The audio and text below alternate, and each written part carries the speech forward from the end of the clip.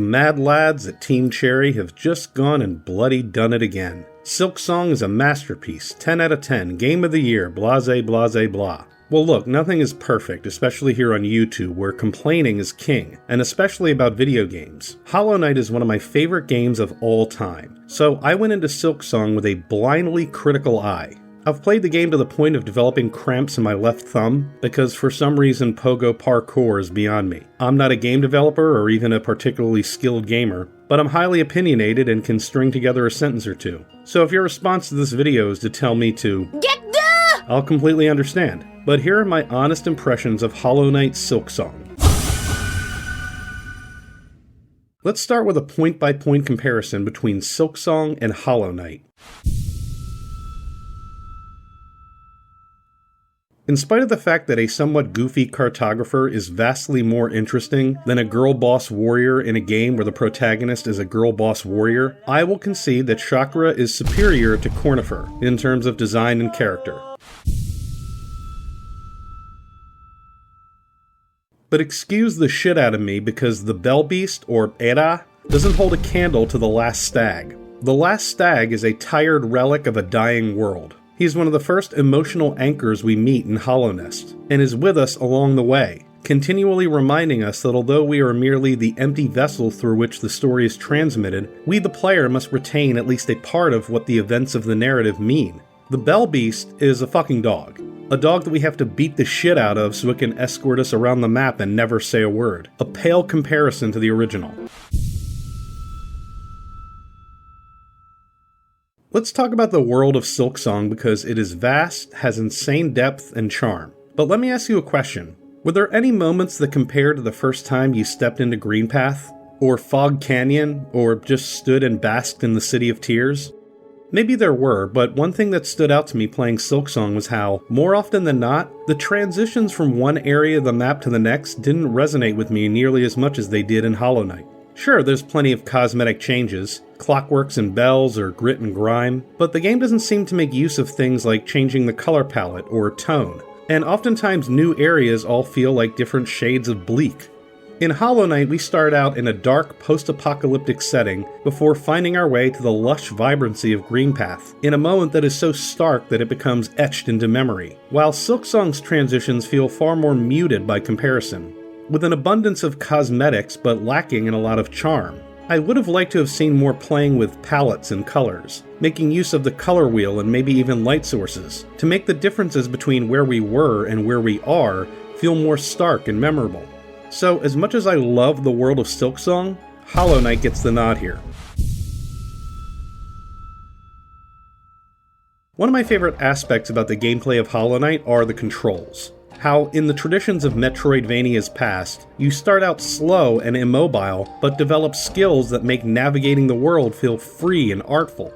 And I think Silksong managed to top that. From the moment we first encounter Hornet in Hollow Knight, we are repeatedly shown that she is a character built on speed, and Silksong more than lives up to that build-up. Being able to sprint, float, and spear, while having the option to choose how we want to pogo, improves on the already tight dynamic controls of Hollow Knight. The new controls and abilities feel extremely satisfying, while the ones that are absent, like Supermaning, aren't really missed. With the abundance of enemies that stay just out of reach above the player, I would like something akin to the Shrieking Abyss, but understand if it's not within Hornet's continuity. Let's talk boss fights, which are the bread and butter of Hollow Knight, providing players with challenging, memorable experiences that they wish they could go back and experience again for the first time. The grace of the Mantis Lords and Nightmare King Grim, the unsettling movements of the Broken Vessel and Nosk, they live on fondly as some of the most satisfying moments of gaming that I've experienced. And Silksong doesn't disappoint in this regard. The Fourth Chorus, the Widow, The Last Judge, and Trobio are all extremely well-crafted, highly memorable experiences, and are well worthy of continuing Hollow Knight's legacy of truly great boss fight designs. But there are also several boss fights that carry something I call the air of asshole game design.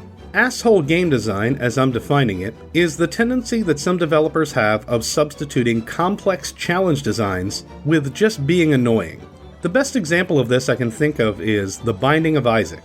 a randomly generated roguelike adventure game where the developers effectively stopped creating anything new for players to do, and instead focused on adding more items to acquire and making the game more challenging by making enemies and bosses more annoying. See, designing unique, balanced challenges which test the player's skill is extraordinarily difficult. It's equal parts art and science, requires incredible skill, careful balancing, and lots of experimentation. And in a game with more than 40 bosses, it's essentially impossible for them all to be great. But if there's one thing that bothers me about Silksong, it's the amount of times an exciting boss fight showed a lack of effort, usually by just having them summon enemies. Think back to the Widow fight and how it has 3 distinct phases, each with increasing difficulty. The amount of bells falling increases, the amount of time you have to react decreases, culminating with a frenetic third phase where you must constantly be on your toes and keep eyes in multiple directions.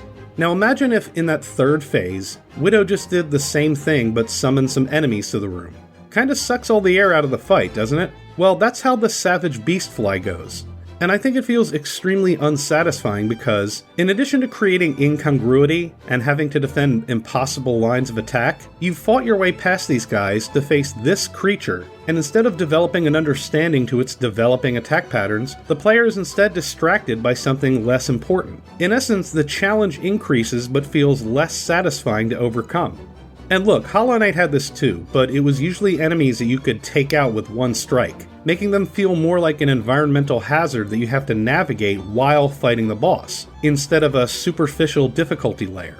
Silksong has gauntlets, just as Hollow Knight did, but Silksong's gauntlets are considerably more challenging, require more effort, and were more satisfying to overcome. But gauntlets aren't boss fights. They aren't nearly as memorable, and the times when Silksong tries to blend gauntlets with boss fights, in my opinion, were disappointing and show the occasional tendency towards asshole game design. But disappointing is not how I would describe the game overall, so if you'd like to hear more of my thoughts on this game or others, hit that subscribe button and let me know what your favorite or least favorite parts of Silksong were.